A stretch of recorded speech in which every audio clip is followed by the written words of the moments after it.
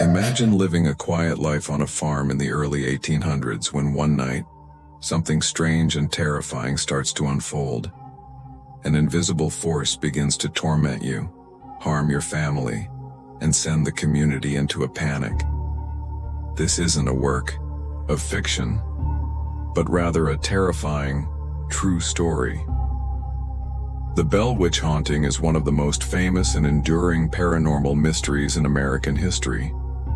The story of the Bell family and the malevolent spirit that terrorized them will make you question what really lurks in the unseen corners of the world. The Bell family background. The story begins in Adams, Tennessee in the year 1817. The Bell family, consisting of John Bell, his wife Lucy, and their children, lived on a relatively peaceful farm. John was a respected farmer and landowner, considered an upstanding member of the community. They had a modest but stable life. The Bells had a good reputation in the area. Nothing about their background suggested that they would soon become the victims of one of the most terrifying and well-documented hauntings in American history. The family's farm was situated near the Red River, an area known for its dense forests and isolation. Life was routine until the Bell family began to experience inexplicable events. At first, the family didn't think much of it, just a few strange noises in the night or things being misplaced around the house. But soon, these occurrences escalated, in both frequency and intensity, and the family realized they were dealing with something far more sinister than an occasional prank or coincidence. John Bell, a practical and grounded man, was the first to experience the unsettling events. He began to hear strange knocking sounds at night, as if someone was knocking at the door, yet no one was there when he went to investigate. He dismissed it at first, attributing the sounds to natural causes. But when the phenomenon continued, and other members of the family also started hearing the same sounds, their calm world began to unravel. Soon after, the Bell family started experiencing objects moving on their own, often with no explanation. At first, it was small things, chairs and tables shifting, objects falling off shelves, but it quickly escalated. The family members began to feel the presence of something invisible, something powerful that could not be explained. Their peaceful, simple life began to feel like a nightmare. The first significant event occurred when Betsy Bell, John and Lucy's young daughter, became the target of the mysterious entity. Betsy began hearing the strange knocking sounds in her room at night. She would report seeing things move around her room, and once she claimed to have seen a dark figure at the foot of her bed. The family initially thought she was imagining things, but soon the entire family experienced the same disturbing phenomena. As time went on, the haunting escalated. The sounds of knocking grew louder, and soon they were joined by other eerie noises, scratching sounds on the walls, faint whispering voices that could not be traced to anyone in the house, and disembodied footsteps echoing down the hall. It wasn't just the Bells who were witnessing these things. Other members of the community began hearing the noises too. It was during this time that the entity, whatever it was, seemed to become more active, even more assertive. The family started hearing a voice, at first soft, then gradually growing, louder and more distinct. It was a woman's voice, and it called itself Kate. The voice would taunt the family, insult them, and even threaten to harm them. The Bell family became terrified, as they had no explanation for the events unfolding in their home. The voice would often direct its insults at John Bell, who began feeling unexplainable physical symptoms of illness, including nausea, dizziness, and weakness. It wasn't long before the Bell family discovered that the spirit or entity haunting their home had a name: Kate. According to the voice, Kate was the spirit of a woman named Kate Batts, who had been involved in a feud with John Bell years earlier. This feud, though not fully understood, seem to have been the catalyst for the haunting. Kate Batts was a local woman who had accused John Bell of wronging her in some way. And now, according to the entity, she had returned from the grave to exact revenge. What made this haunting even more chilling was the way the entity interacted with the family. It wasn't just random noises or strange occurrences. It began to communicate, and its voice was unmistakably cruel.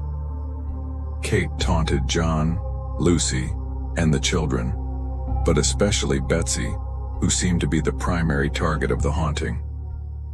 The voice would often call out to her by name, mocking her, calling her a liar, and threatening her with physical harm.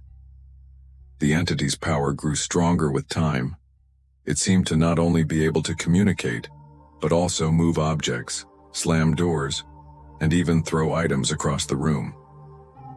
One night, a large iron kettle was thrown across the kitchen, narrowly missing the family. The house seemed to be under constant siege, and it was clear to the Bells that this was no ordinary haunting. The torment was deliberate, and it felt personal. The Bell family was at its wits' end, with no way to stop the entity that had taken over their home. In the local community, word of the Bell Witch spread, and soon, curious neighbors and even local ministers began visiting the farm to witness the strange occurrences for themselves. What they witnessed only deepened the mystery.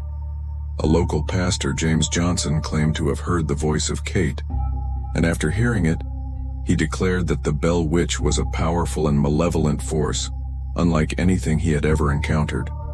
As the haunting continued, the entity's behavior grew more violent. It seemed to focus more and more on John Bell, whose health had started to deteriorate rapidly.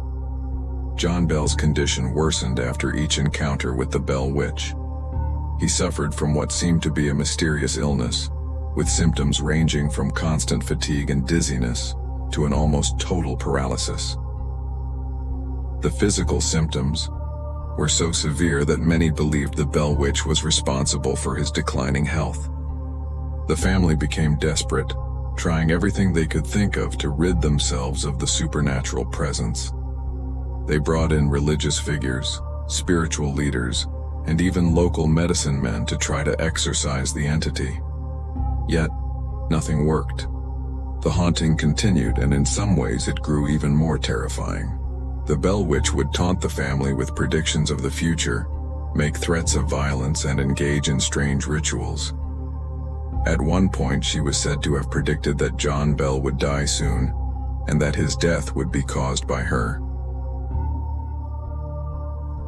The torment reached its peak when John Bell died in 1820. His death was sudden, and many believed it was the result of the Bell Witch's influence. According to the family, John Bell had been poisoned, although no one was ever able to confirm how he died. Some believed that Kate had poisoned him with a mysterious substance, while others thought it was a more natural cause of death linked to his mysterious illness. Regardless, the Bell family believed the haunting had reached its tragic climax with John's death.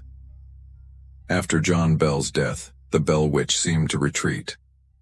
The family was no longer plagued by the same level of torment that they had been subjected to in the past.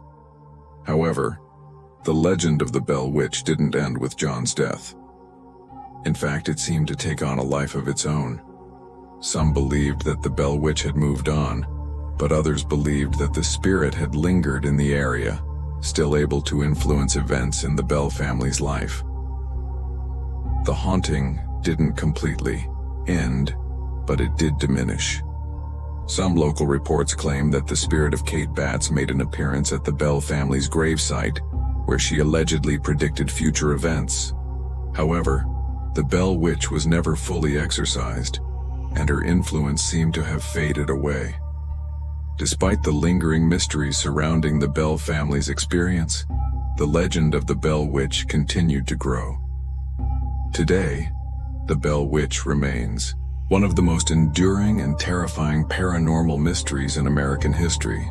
The The story has been passed down through generations, and the Bell Witch has become an iconic figure in American folklore. The Bell Witch Cave is a popular tourist attraction in Adams, Tennessee, where visitors can tour the site of the haunting and learn more about the eerie events that transpired there. The Bell Witch has also inspired countless books, documentaries, and even movies, with each new adaptation continuing to fuel interest in the story. The legend has persisted, and some people still claim to experience strange occurrences near the Bell Witch Cave, with many claiming to hear mysterious voices and experience inexplicable phenomena. As for the original Bell family, they were never the same after the haunting. Though John Bell died, the legacy of the Bell Witch lived on, forever tied to the family's history and to the town of Adams, Tennessee. The Bell Witch haunting is a chilling reminder that sometimes the most terrifying things in life aren't just monsters or ghosts, but something even more unsettling: the unknown. The Bell family's suffering and the mystery surrounding their torment will continue to fascinate people for generations. Was it the restless spirit of a woman wronged?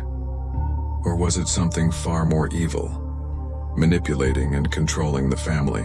No one can say for sure.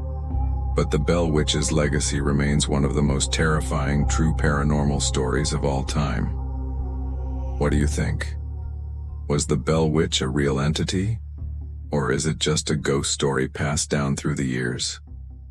Let me know your thoughts in the comments, and don't forget to like, share, and subscribe for more chilling tales from the dark side.